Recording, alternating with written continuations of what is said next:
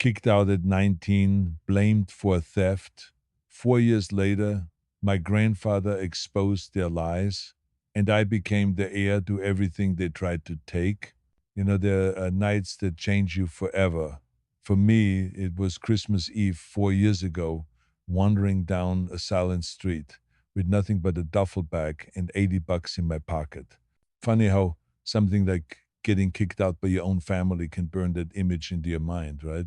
But if you told me back then that my story wasn't over, just pause, that everything I'd lost would flip on its head one day, honestly, I would have laughed in your face.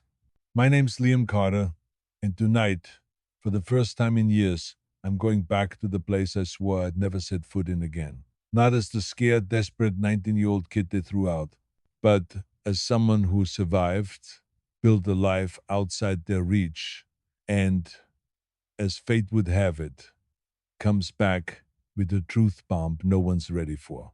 Let's start from the beginning, like every good story needs.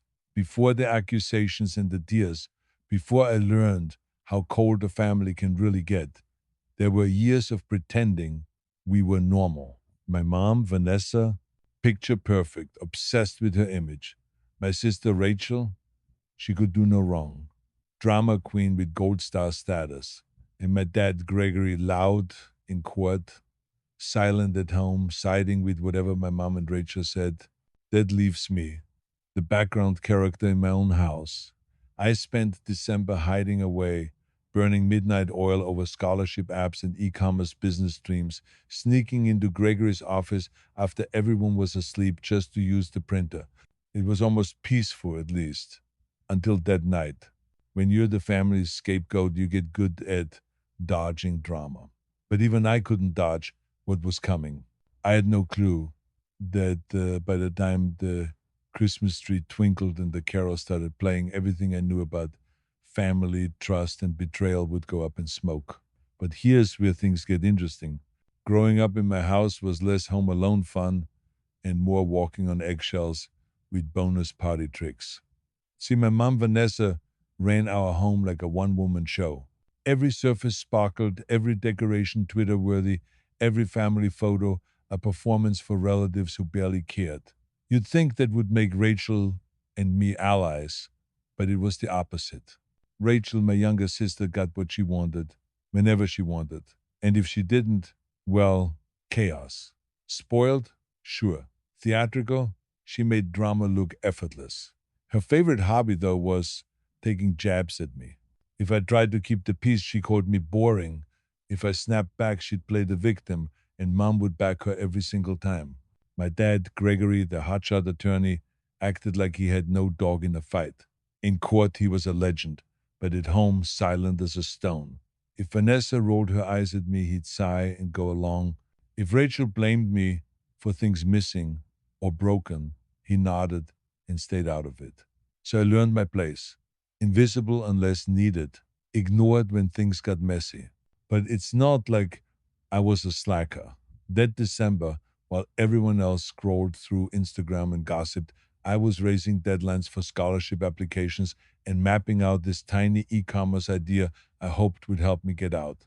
I didn't want forever handouts or another year stuck in cold family politics. I just wanted my own life, one that didn't revolve around being compared to Rachel's fake successes or Mom's marathon dinner parties. Sneaking into Gregory's office at night became my routine. Only spot in the house with Wi-Fi that didn't bail and a printer that worked. I'd print applications, research all kinds of things, working until my eyes burned. But as December ticked along, I noticed the vibe in the house shift. Vanessa's tension dialed up more, yelling about mess on the counter, hissing at me about back talk, staring daggers if I didn't offer to help. Rachel? She got a new coat, an absolute holiday must-have, and spent days strutting in circles, posting ridiculous selfies. Through it all, Dad just watched silently, letting it all slide. Looking back, I can see how every small, slight, and quiet dismissal was adding up. And if you're the family scapegoat long enough, you start prepping for disaster even if you can't see it coming. Still, I survived by keeping my head down, focusing on my future. For a minute, it almost worked. Until Christmas Eve crashed in. carrying accusations and heartbreak that would rip my world apart, just like that. Christmas Eve has a way of exposing every crack in a family. Ours was about to split wide open. Picture this: the house is glowing, cinnamon and pine in the air, and carols barely covering up the tension that's thick enough to choke on. I'm trying to stay out of the way, offering to help just to keep the peace, counting the hours until all this is behind me. Then I hear Liam, come here, my father's voice, calm but not really calm.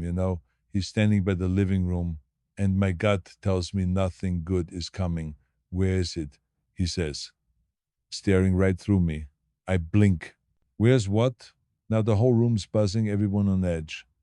My watch, the Rolex GMT Master 2, the one your grandfather gave me. $40,000, Liam. It's gone. It's the kind of accusation that hooks you, not loud but dangerous. Before I can say a word, my mom, Vanessa, lets out this cold laugh. Well, that's always his answer. Too busy with his little projects to notice anything. Rachel jumps in, voice sharp. Don't lie. I saw you near his drawer in the office last week. Probably planning something. I knew it. Suddenly, my family's eyes are all on me, and I'm standing there, not even understanding what's happening. I was printing a scholarship app. I say, my voice is tight, honest, but who's listening? No one. Vanessa folds her arms, puts on this face of fake concern, and hits me with, you've been sneaking around for weeks. It's obvious what you did. That's the thing about being the scapegoat. You're guilty by default. I'm trying to stay calm, but my voice cracks. I didn't take anything. I didn't even know the watch was gone. But it doesn't matter. Rachel gives Dad this look. Told you. Bet he's trying to pawn it to fund some fake business. I'm boiling, but I hold back. You have no idea what I'm trying to do. I'm actually trying to be better than this. Dad's eyes turn ice cold. Do not raise your voice at me. He walks over to his desk, opens a drawer, and pulls out the empty Rolex box. He throws it not at me, but close enough. It hits the wall and drops. Get out. That's it. Just those words, but they mean everything. Pack your things, leave this house. You're not part of this family anymore. The Christmas lights flicker, the stereo plays, but it sounds 100 miles away. Suddenly it's so quiet I can hear my own heartbeat. As I turn to leave, Vanessa hisses, was it really necessary to keep him here this long? Rachel just smirks, arms folded. Merry Christmas. I don't have the energy to respond. Upstairs, I pack a duffel bag with whatever I can grab. Clothes, laptop, that's it.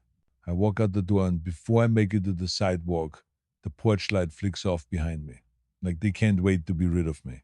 It's snowing. Heavy wet flakes. I'm not crying, at least I don't think so, but the cold stinks.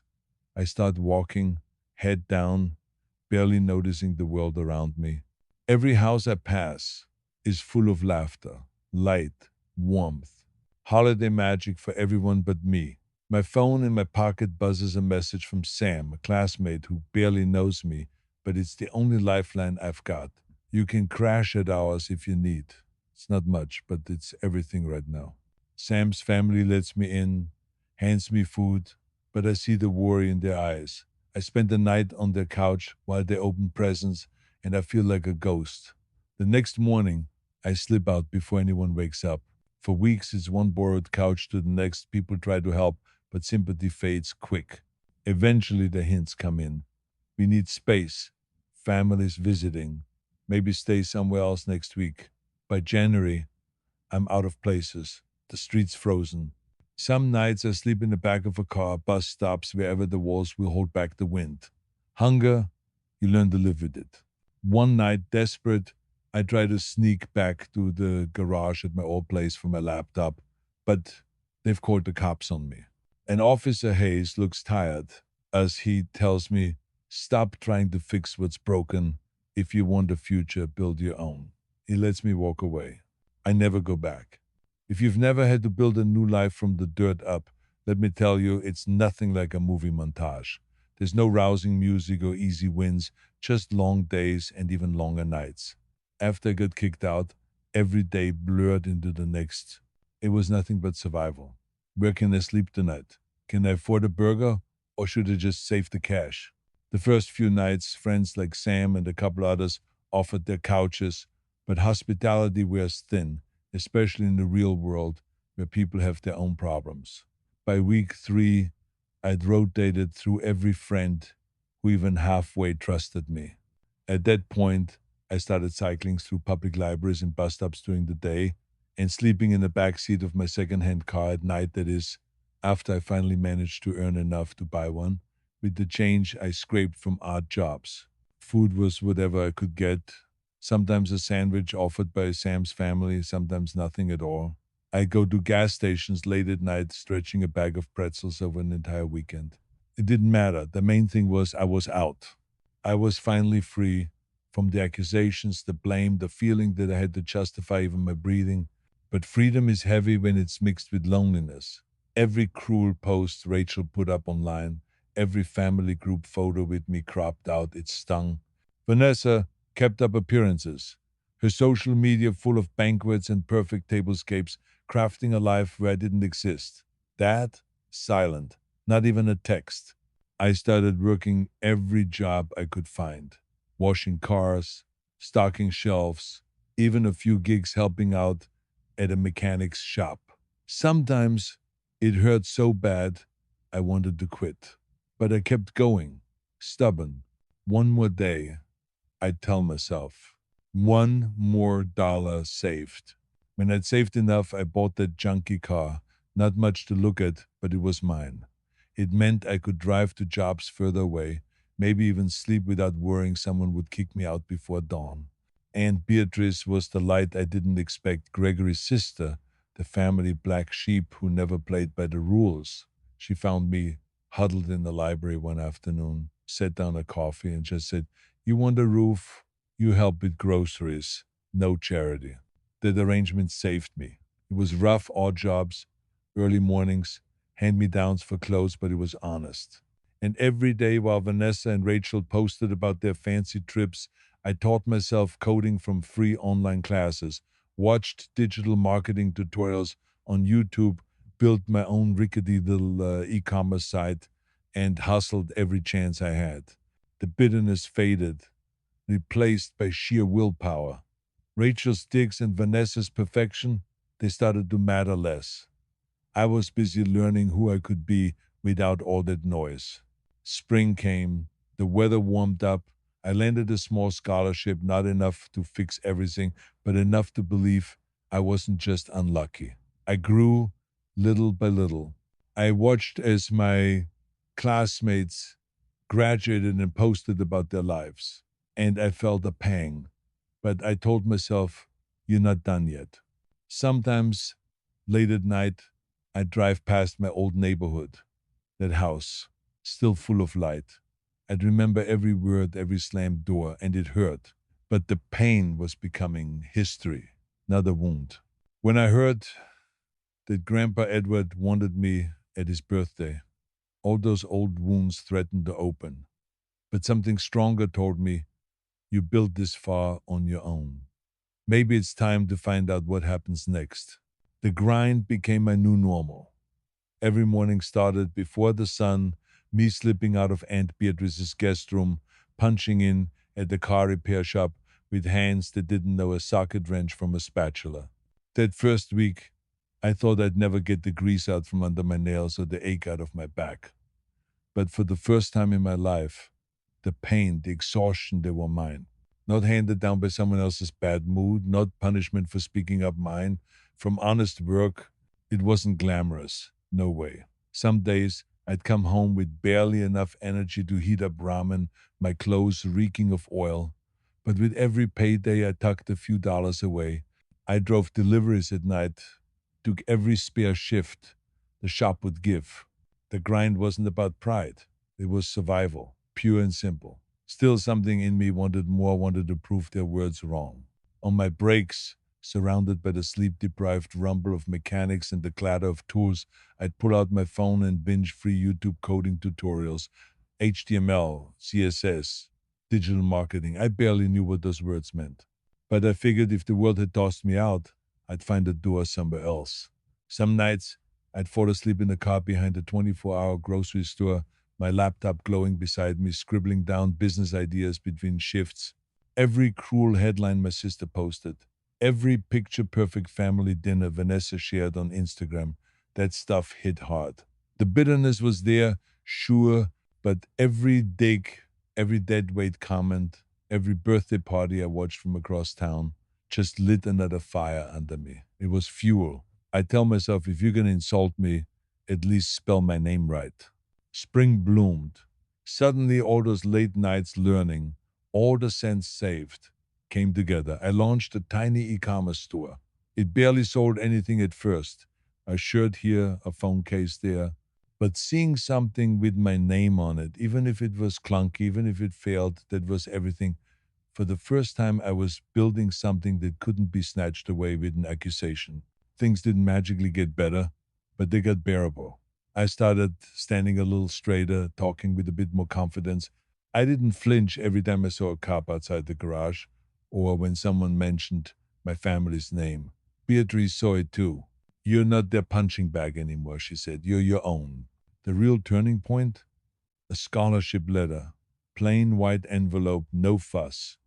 It didn't erase the past, but it felt like someone somewhere finally saw the work I'd done. The grind was relentless, but it was mine.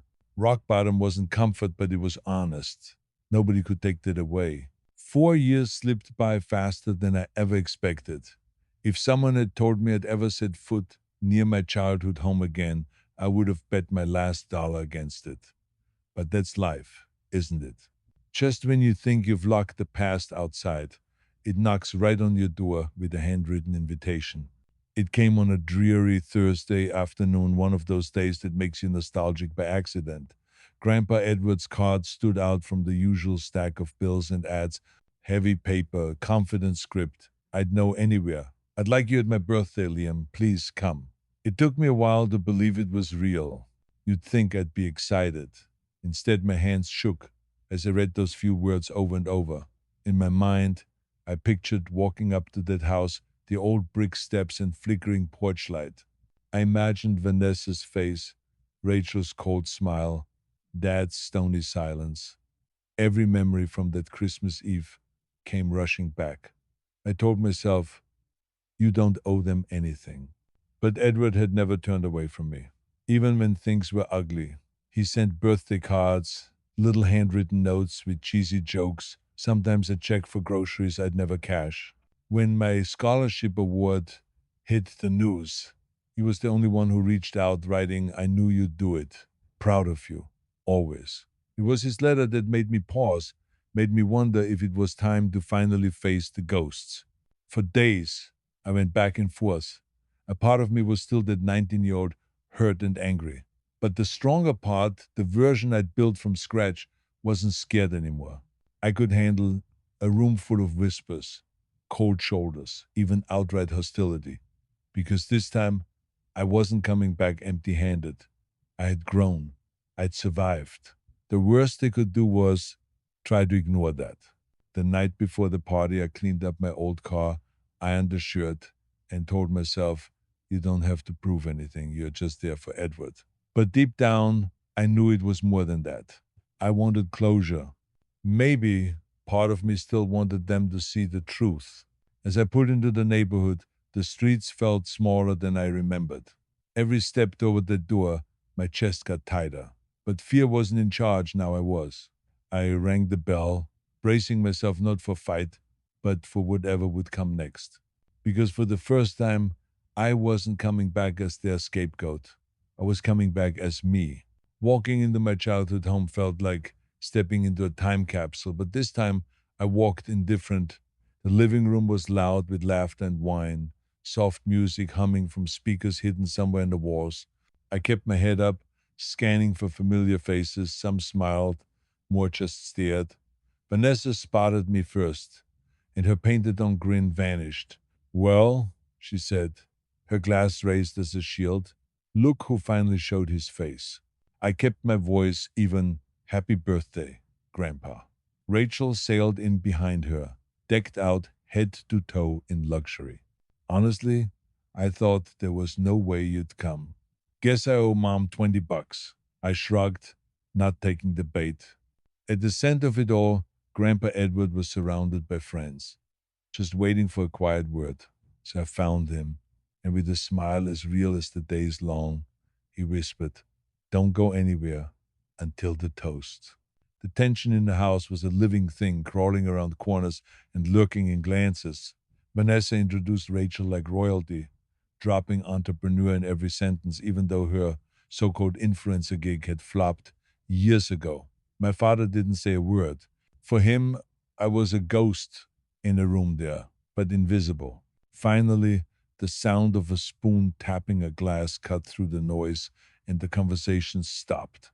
Edward cleared his throat, standing tall at the edge of the table. "Thank you all for coming to celebrate tonight," he began, strong and steady. 72 years is a long time, and I'm grateful to have everyone I love here with me. He paused, letting the mood settle. Then his voice shifted deeper, slower. "But before we go any further, there's something I need to say. 3 years ago, a watch went missing in this house. My son's Rolex. $40,000. The blame was dropped square on Liam." People shuffled. Vanessa's smile wilted. Rachel's grip tightened on her glass. I felt my heart ticking, and the silence stretched. Edward didn't flinch. "Let me be clear," he said. "I talked with an old friend at the pawn shop downtown, just out of curiosity, and his answers surprised me. Turns out, not long after that Christmas, a young woman came in, nervous, talking too fast, selling a watch that matched the same model, same serial number, same engraving. A ripple ran through the crowd. Rachel's voice could barely reach a whisper now. "Grandpa, what are you saying?" Edward looked at me with eyes full of sorrow and pride. "You weren't the thief, Liam." The shopkeeper remembered the girl, Rachel Carter. The air went out of the room. Vanessa's jaw dropped. Gregor put his glass down with a clink, and Rachel stared at her feet, frozen by the truth. Edward kept going, layering each detail with quiet conviction. "We traced the money. Some of it went to the debts, the rest, well, first-class flights to Europe, fancy hotels, champagne brunches, the sort of things people hope to forget when the bill comes. All the while, Liam was struggling homeless, fighting for scholarships. And everyone here chose to look the other way and blame the easy target." He paused, looking into the eyes of the family that had turned away from me. "I'm not here to ask for forgiveness for anyone but myself," he said, voice shaking. "I failed you, Liam. This family failed you. But the truth has a way of making itself known, no matter how deep it's buried." No one spoke. Not Vanessa, not Rachel, not my dad, just the low hum of the refrigerator in the kitchen and the clock ticking in the hall. My hands shook, not because I was angry, but because I'd been waiting so long for someone to see me. I whispered, "Thank you," and Edward squeezed my hand like it meant everything. The room was silent, filled with faces that had judged, accused, and turned away. For once, I didn't need to defend myself. I stayed only long enough to thank Edward, then slipped out before dessert. The cold outside greeted me with open arms, the darkness real but honest. As snow crunched under my boots, I realized the chains of old betrayal had finally broken. I wasn't coming back for them. I came back for myself and for the truth. Walking out felt different this time. The sting of words, the old shame, all of it was softer, lighter somehow. I kept glancing back at the glowing windows, voices muffled by the biting cold, but inside, I wasn't hollow anymore. For years, I'd carried an invisible weight. Every night, sleeping in a cold car or keeping quiet in Aunt Beatrice's kitchen, the memory of that Christmas Eve haunted me. But tonight, standing under a wide sky, the truth finally set me free. I didn't need applause or regret from the people in that house. Edward's words had given me back every piece of myself they tried to take.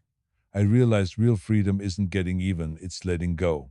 The anger, the need to prove something, it all slipped away in the snow. I drove past the old neighborhood, street by street, every window, a snapshot of the life I'd left behind. Kids played games, families passed plates at dinner, holiday lights winked in the dark. For everyone else, it was just another winter night. For me, it was the start of everything new. The messages started a few days later, first from my father, full of half apologies, then angry texts blaming me for humiliation. I didn't reply.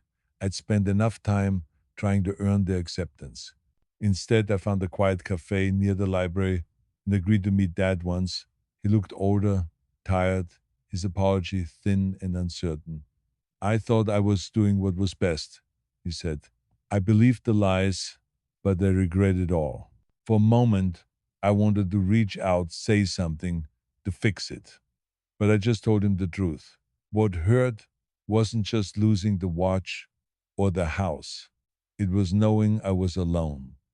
That was enough. Some things don't need fixing. I stood, thanked him, and walked out, leaving the past behind. I'd lost a family, but that night I gained myself. Coming home is never just about forgiveness. Sometimes what you really find is freedom. After the party, silence was thick. For 2 days, I didn't hear a word from my father. Then the messages started pouring in. At first, they were full of apologies. Regret, the kind you'd expect when someone's been caught off guard. But when I finally replied, it was out of caution, not hope. Against all my instincts, I agreed to meet him at a small cafe near the old library, a place packed with memories of long study nights and quiet dreams. There he was, sitting in a corner, half finished coffee cooling in front of him. He looked older than I remembered, more worn, but that same sharp edge never left his eyes.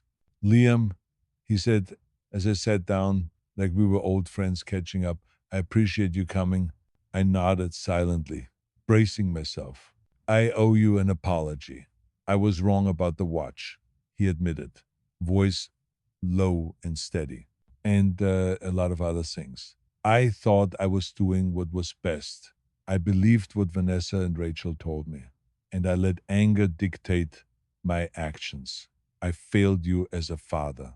I stayed quiet, letting him talk. There was so much pressure. Vanessa's voice on one side, Rachel's on the other. I didn't know who to believe. And now, your grandfather's words at the party, they shook me. I wish I'd heard them sooner. For a moment, his vulnerability hit me. But then the tone shifted. Just a notch of familiarity I hadn't missed. But you have to understand, he leaned in, voice sharper now. I was under incredible pressure. This family's reputation is everything. And you turning my father against me, making it public like that, it humiliated us. I looked him straight in the eye. Steady. Turned your father against you? Dad, the truth wasn't humiliation. It was justice. And you had to face it, no matter how ugly. He sighed, shaking his head. You could have handled this privately, kept the family intact. Instead, you humiliated me. That word cut deep. Our family? The same family that threw me out on Christmas Eve? The same family that accused me of stealing from them without proof? That your version of family? I stood, voice calm but strong. I'm done trying to fix something you never saw broken. I've built my own life far from that. Before he could reply, I walked away. The past, the lies, the silent betrayals, they didn't define me anymore. I was more than their stories. I was my own. So here's what I've learned. Family isn't always the people you're born with. Sometimes it's the people who stay when everyone else turns away. Sometimes it's the truth you refuse to bury, even when it hurts. Losing my biological family wasn't easy. It was like losing a part of myself. But what's harder is living a lie, carrying blame for things you didn't do, and letting that poison your soul. I'm not telling you this for sympathy. I'm telling you because no one's story is perfect. We all face betrayal, sometimes from the people we expected from most. But the choice is ours. Do we let it break us, or do we use it to build something stronger? I chose the latter. It took grit, late nights, and refusing to lose sight of my dreams. It meant learning new skills, chasing scholarships, and finding family in unexpected places. It meant forgiveness not for them, but for myself. And when I finally went back to that house, not as a victim, but as someone who'd been through the fire and come out stronger, I realized the past isn't a prison, it's a launch pad. So, if you're out there feeling lost, blamed, or abandoned, remember this. You don't have to carry the weight alone. You don't have to stay in the shadows of betrayal or fear. You're stronger than you think. And sometimes the brightest light comes after the darkest night. Thanks for listening. If you like this story, don't forget to subscribe for more real life tales. Until next time, take care of yourself.